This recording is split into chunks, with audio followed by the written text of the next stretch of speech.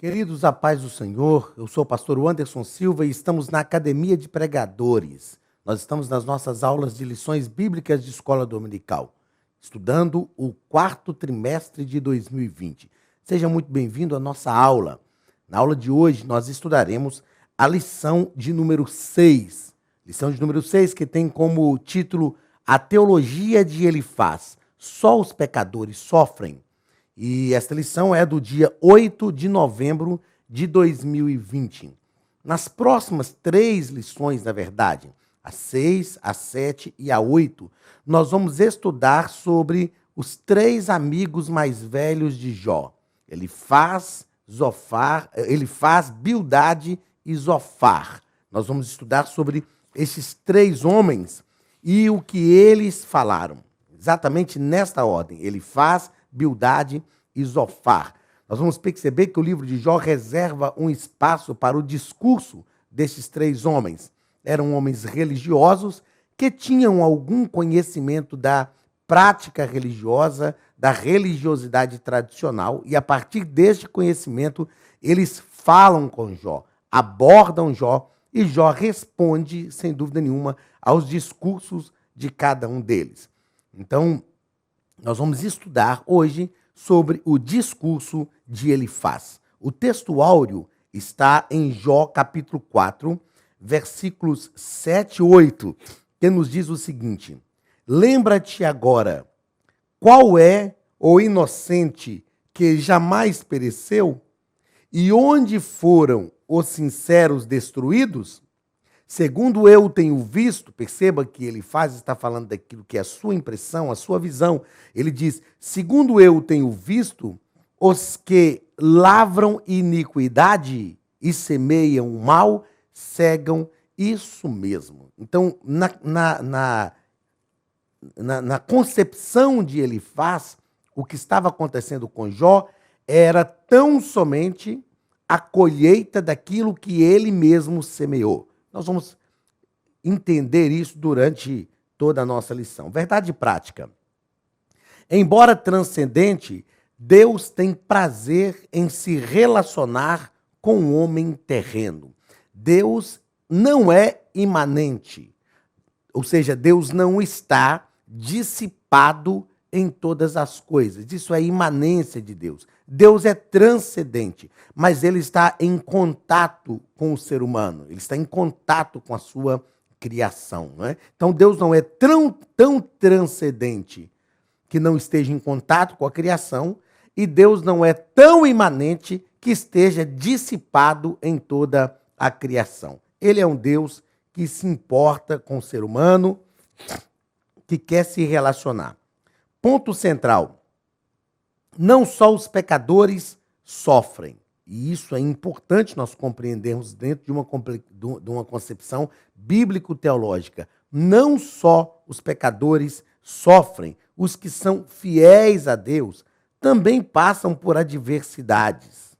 A diferença é que aqueles que são fiéis a Deus passam por adversidades ao lado do Senhor.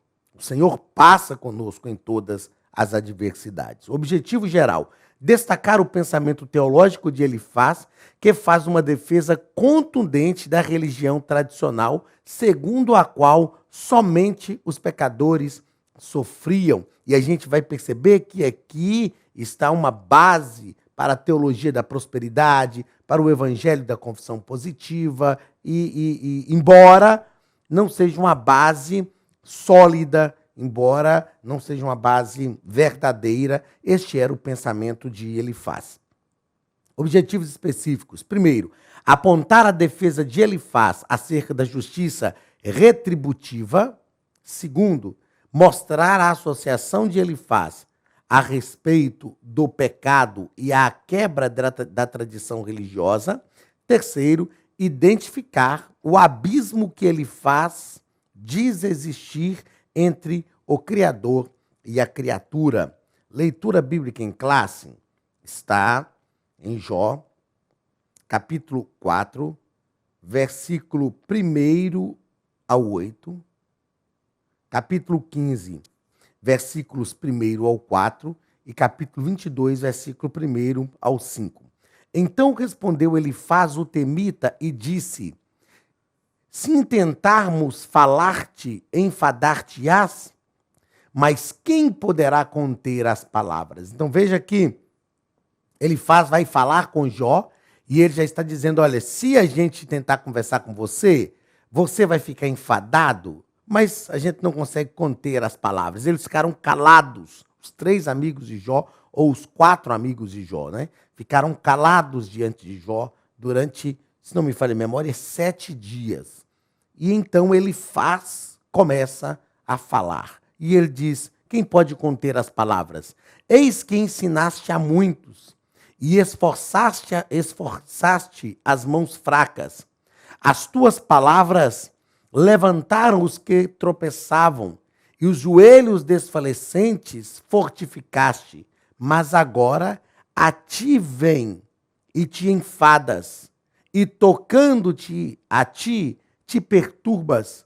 Porventura não era o teu temor de Deus, a tua confiança e a tua esperança, a sinceridade dos teus caminhos? Lembra-te agora, qual é o inocente que jamais pereceu? E onde foram os sinceros destruídos? Segundo eu tenho visto, os que lavram iniquidade e semeiam mal, cegam isso mesmo. Então respondeu Elifaz o temita e disse: porventura dará o sábio em resposta ciência de vento, e encherá o seu ventre de vento oriental, arguindo com palavras que de nada servem e com razões que de nada aproveitam?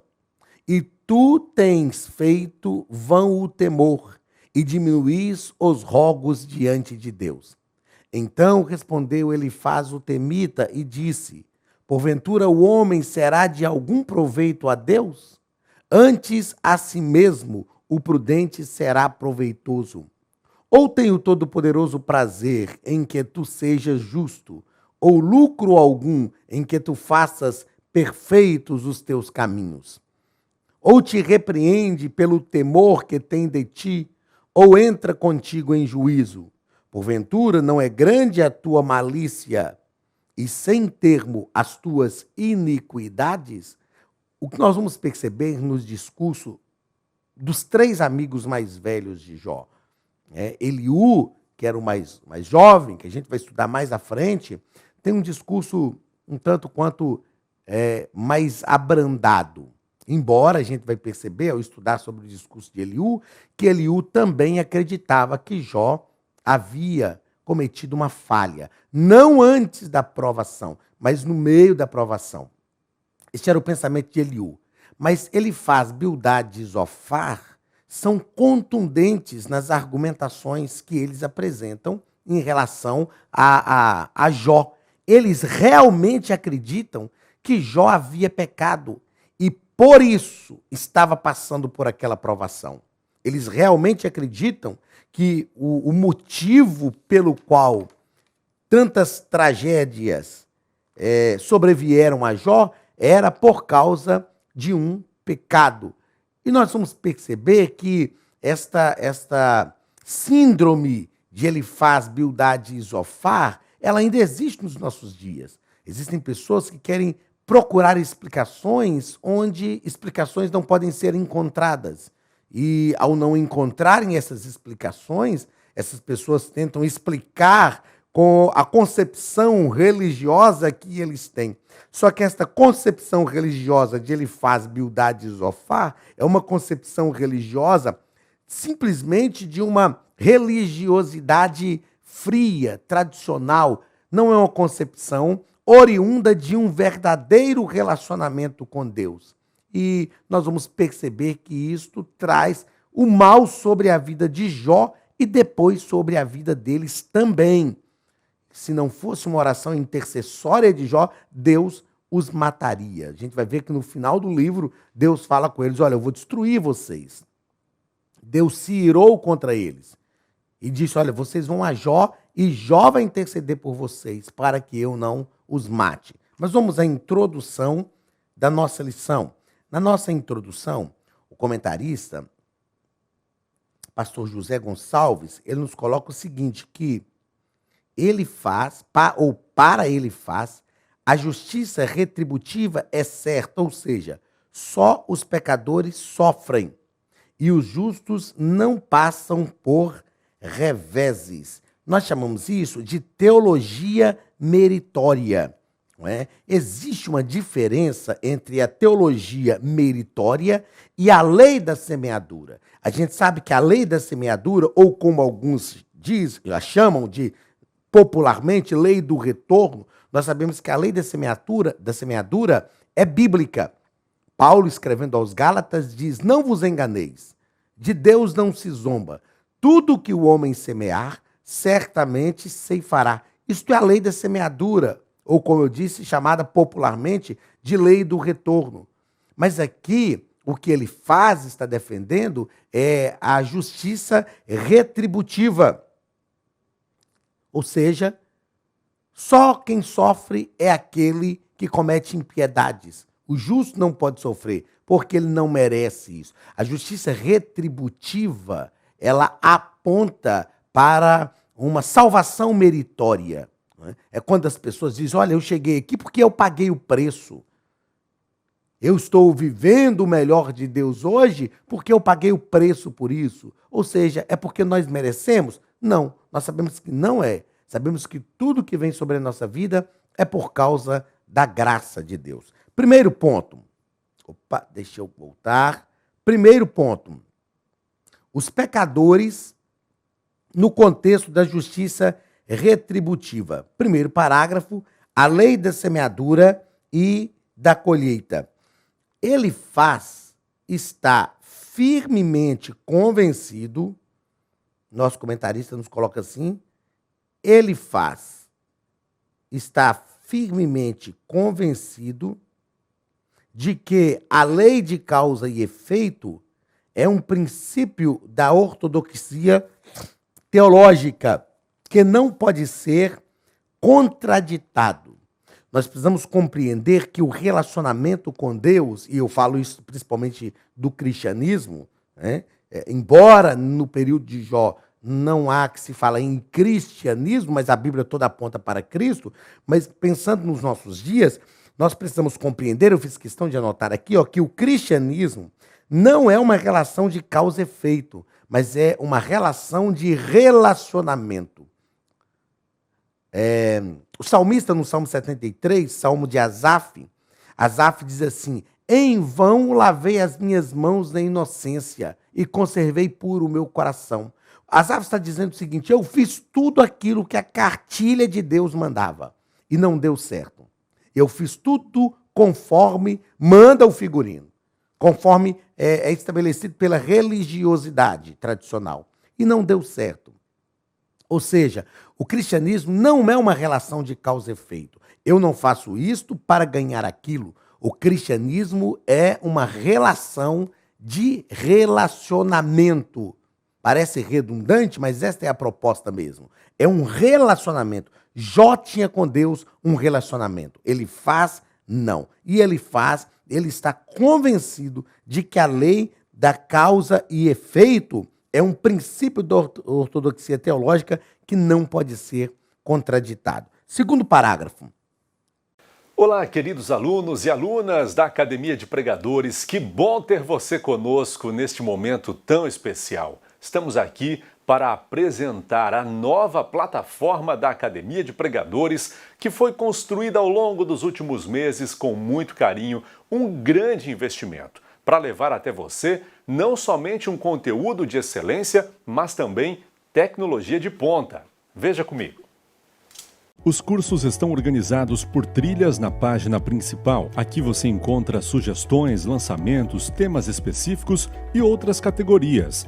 No final da página tem uma trilha com todos os cursos. Após começar os seus estudos, a primeira trilha será Continuar assistindo, que mostra somente os cursos iniciados por você. Sobre a capa do curso, consta o número de aulas, a carga horária e um botão para adicionar aos favoritos. Nesta seta, você pode expandir e ver um vídeo de introdução. Para fazer login, clique no avatar no canto superior direito e insira o seu e-mail e senha usados no cadastro. Caso tenha esquecido a senha, é só clicar neste link, preencher o e-mail cadastrado e a senha será enviada. No canto superior esquerdo fica o novo menu do portal. Ao abrir um curso pela primeira vez, você vê as informações do curso e do professor. E na lateral, ou logo abaixo se for no celular, está a lista de módulos e aulas. Algumas aulas iniciais podem ser grátis e qualquer pessoa que fizer um cadastro rápido pode assistir. Após se matricular, aqui você vê as aulas concluídas, aulas liberadas ou agendadas. Você pode adicionar os favoritos, dar uma nota ao curso e acompanhar o seu progresso. E se você sair do curso e retornar depois, o sistema vai abrir exatamente a última aula assistida. Se estiver no computador, use esta seta para ampliar a tela. Logo abaixo da videoaula você encontra os links para baixar anexos, como áudio e apostilas. E neste campo em branco, pode fazer as suas anotações enquanto assiste. Depois é só imprimir ou salvar. Quando terminar o curso, clique no botão Emitir meu certificado e ele será gerado automaticamente no mesmo instante e sem custo. Clicando no avatar, você tem acesso ao seu perfil e histórico de pagamento. Em Meus Cartões, pode adicionar um novo cartão de crédito para fazer o pagamento do seu plano. Se você já era nosso aluno e seu cartão não aparece aqui, adicione um cartão na nova plataforma. Então aproveite as novidades e clique em Assine Agora. Escolha um dos planos e tenha acesso a todos os cursos imediatamente. Venha para a Academia de Pregadores, a maior escola bíblica online do Brasil.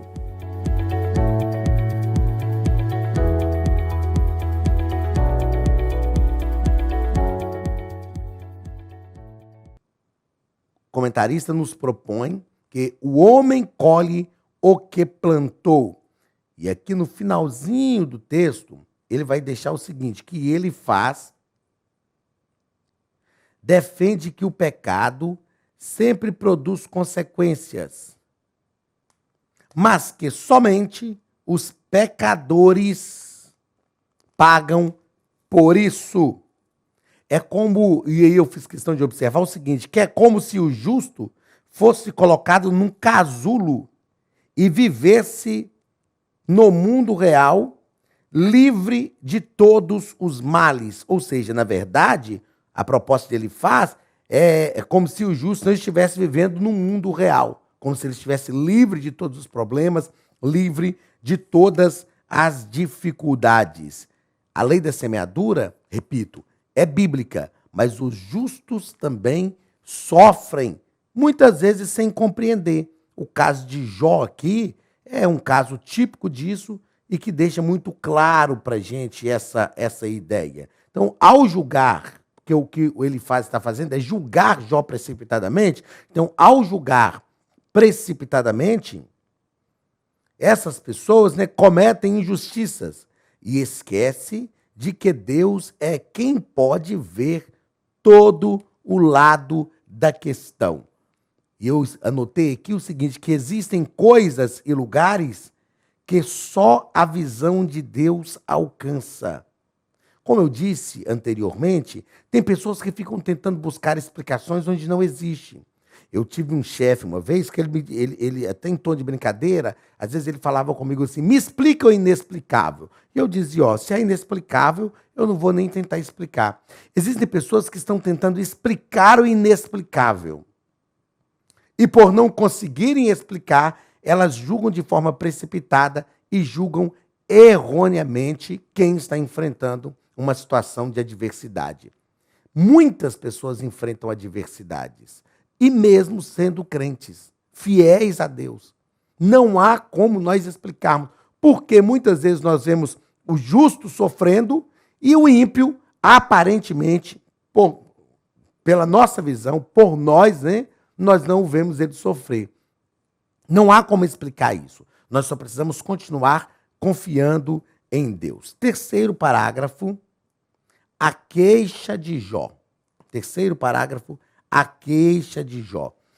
o patriarca Jó não aceita, ele não aceita de forma alguma a tese de Elifaz. E por isso, ele se sente alienado de Deus, de si mesmo e de seus amigos. Jó tinha convicção do que ele realmente era. Ele queixa pela sua atual situação. Os amigos de Jó não o conheciam, mas Jó se conhecia. Jó sabia de verdade quem ele era. Ele conhecia o seu coração e Deus também conhecia o seu coração.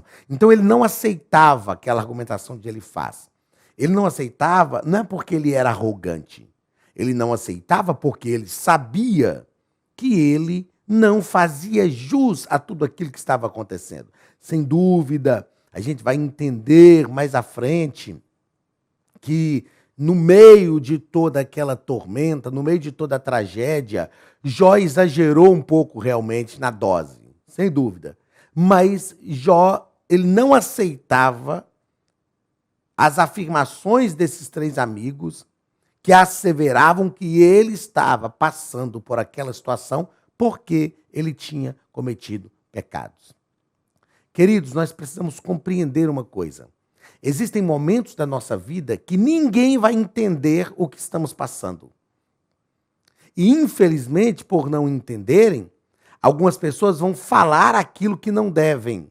Porém, nós temos que ficar firmes, confiados no Senhor, conhecendo verdadeiramente a nossa mente, o nosso coração e o nosso caráter. Aguardar o que eu chamo de prova do tempo, que não é fácil, esperar a prova do tempo.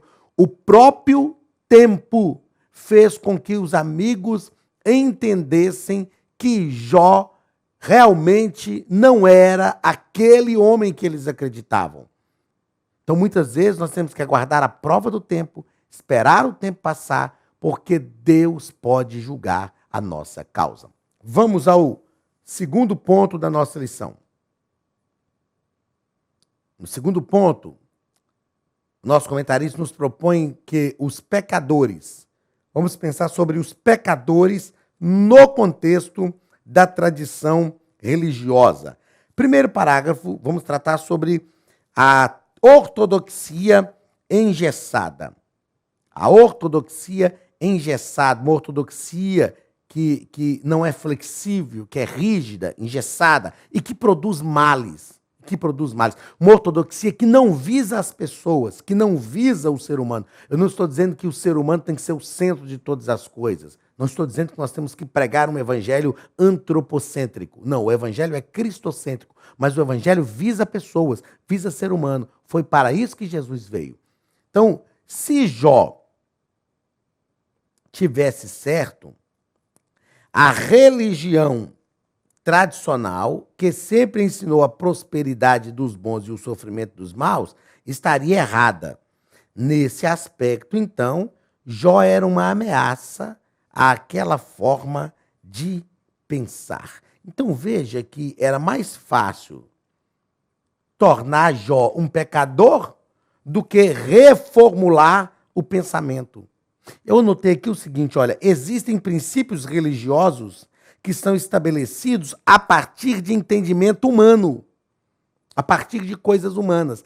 É lógico que, como seres humanos, nós só conseguimos compreender Deus humanamente falando. Mas os princípios religiosos que a religião defende têm que estar alicerçados na palavra de Deus e no correto entendimento dessa palavra, na correta compreensão dessa palavra, e não em achismos humanos.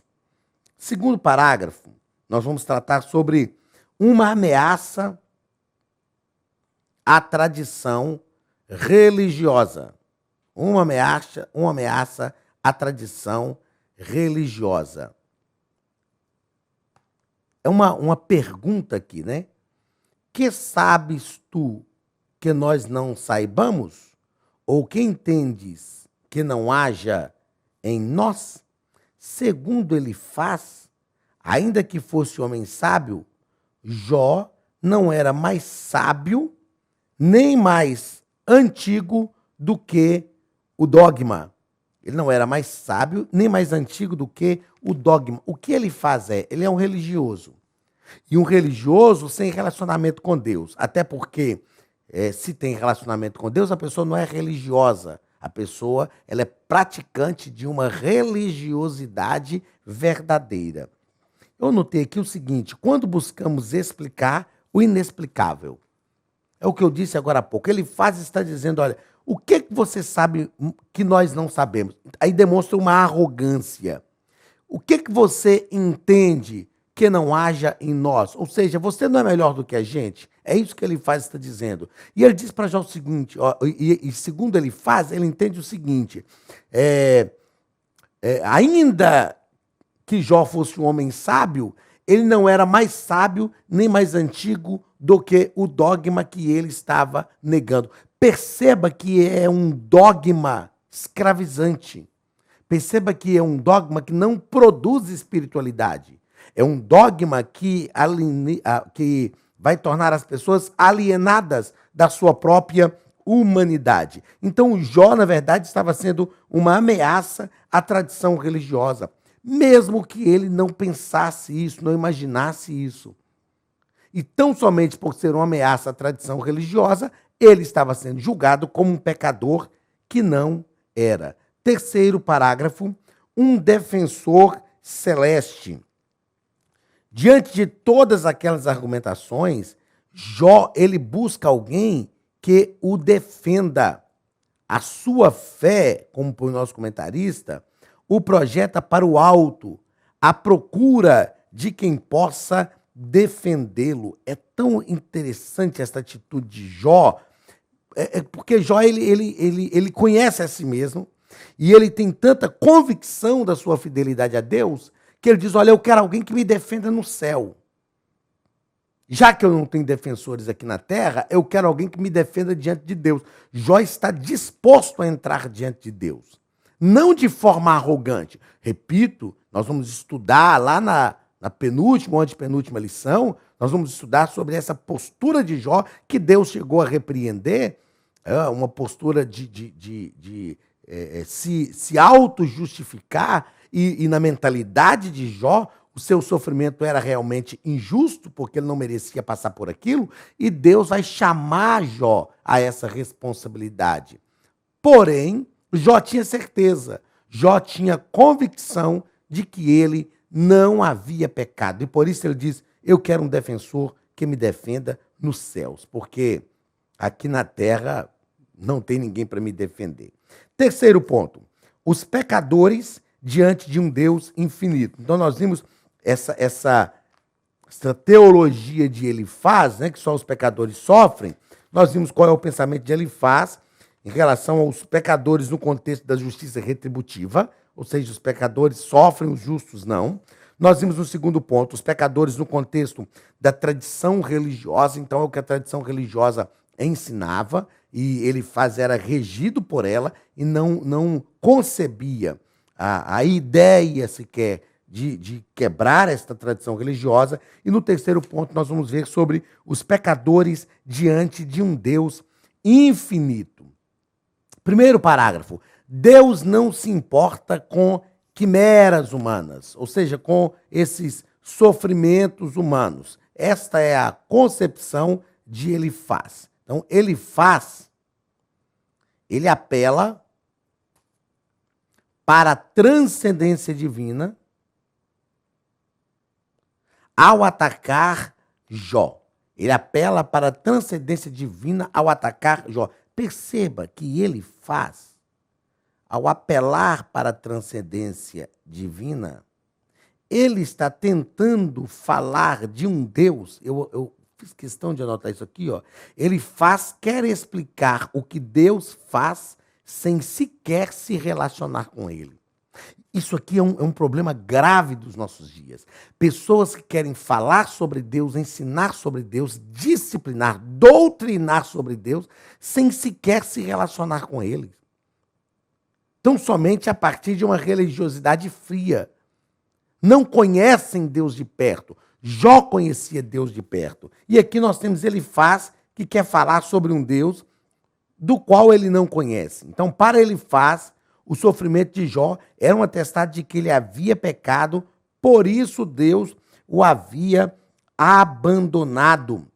Na cabeça de Elifaz, Deus havia abandonado Jó.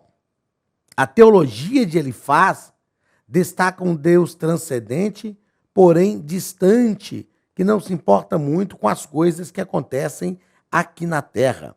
Né? É esta ideia de que Deus sempre abandona, de que Deus foge de nós. E a Bíblia não diz isso. Isaías, falando com o povo de Israel, ele não diz: os vossos pecados fazem separações entre o vosso Deus e vós. Não é Deus que se afasta por causa do pecado. Somos nós que nos afastamos. Isaías diz: os vossos pecados fazem separação entre vós e o vosso Deus. Então nós é que nos afastamos. Segundo ponto, ou segundo parágrafo desse terceiro ponto. Deus caminha com os homens. Jó reconhece que Deus é excelso e pode fazer o que intenta. Outra coisa, Jó está consciente que Deus, embora grande, caminha com os homens. Jó está consciente disso. Isto era algo que a mentalidade de Elifaz não tinha conseguido compreender. Eu fiz duas anotações aqui que eu achei relevantes para esse momento. Deus não abandona, eu disse agora há pouco, nós que abandonamos, somos nós que nos afastamos, Deus não. Eu cresci ouvindo que se a gente pecar, se a gente falhar, o Espírito Santo nos deixa. A Bíblia não diz isso. A Bíblia diz que ele se entristece. Não entristeçais o Espírito Santo no qual estáis selados para o dia da salvação. Ele se entristece, mas ele não nos abandona. Se Deus abandonasse a humanidade, se o Espírito Santo, e ele é Deus, se o Espírito Santo nos abandonasse por causa das nossas falhas, quem nos convenceria do pecado, da justiça e do juízo? Outra coisa que eu anotei aqui de relevante é o seguinte: no Éden, não foi Adão que procurou Deus, foi Deus que procurou Adão. Mesmo Adão estando em pecado, e Deus já sabendo na sua onisciência que Adão havia pecado, Deus vai em busca de Adão. Então, na teologia de Elifaz, Deus se afasta. Deus não se importa com o pecador. Deus se importa. Deus está perto. Deus está onde o necessitado está. Deus está entre os pecadores, porque ele veio para buscar e salvar o que se havia perdido. Meus queridos, a teologia de Elifaz é totalmente desprovida de realidade bíblica teológica. Na teologia de Elifaz, Jó havia pecado. Então, só por aí ele já começa errado. E na teologia de Elifaz, Deus abandona aqueles que falham. Não importa as falhas que você cometeu. Não importa os problemas que sobrevieram sobre a tua vida. Deus está sempre ao seu lado para lhe socorrer e para lhe ajudar em tudo. Que Deus te abençoe, abençoe a sua casa e que nós continuemos confiados no Senhor, sabendo que Ele é a nossa esperança. Deus te abençoe, um grande abraço da Academia de Pregadores, do pastor Anderson Silva e até a semana que vem, em nome de Jesus. Estude a Bíblia Sagrada de forma simples, pela internet, mas com profundidade. Desvende os mistérios da palavra e transforme completamente seu conhecimento bíblico e sua vida ministerial. Este projeto inovador, inédito em língua portuguesa, reúne alguns dos melhores ensinadores da atualidade para capacitar a igreja e preparar líderes. Já são milhares de alunos em 48 países que estão desfrutando de aulas espirituais e cheias de revelações. Na Academia de Pregadores, você vai encontrar professores que são referência naquilo que falam, preparados para ensinar. Nomes como Elianai Cabral, Cláudio Gama, Alain Prisotti, Napoleão Falcão, Carvalho Júnior, Benhur Lopes, Josué Brandão, Elias Torralbo e muitos outros. Cursos com certificados, reconhecimento e conteúdo de excelência. Tenha acesso ilimitado a todos os cursos pagando apenas R$ 49,90 por mês. Veja as aulas pelo computador, pelo tablet ou no celular, numa moderna plataforma digital, no horário que quiser. Você ainda pode rever as aulas sempre que precisar. Aproveite esta oportunidade e faça parte da Academia de Pregadores, a maior escola bíblica e teológica online.